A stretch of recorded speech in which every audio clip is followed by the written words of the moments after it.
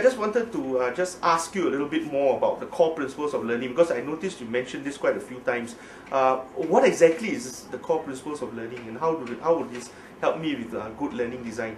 Right. Remember we said that we've learned a lot now about how humans learn. That's right. Okay.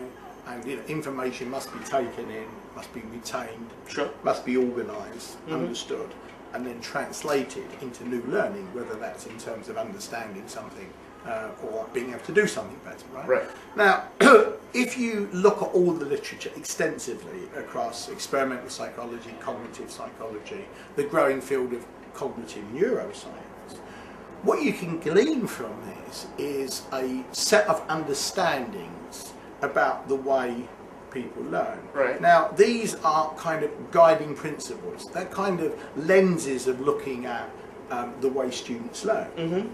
And they're pretty much universal in the sense that if you've got kids from Singapore, India, Czechoslovakia, England, that what I've noticed from my experience of working with people from all different countries is that if you are boring, you will bore the Czech kids, the Chinese kids, the Singaporean kids, the English kids. The only difference, the cultural difference is in England they will mess you around very, very quickly if you're boring, because they don't have the same kind of perception of authority that you have in Singapore. There's still more respect for the teacher here, and the older person, which is kind of eroded in England. When you go to China, you can bore them for quite a long time. They're actually bored, but they're prepared to sit there because the professor, the teacher, is kind of still quite revered in that culture.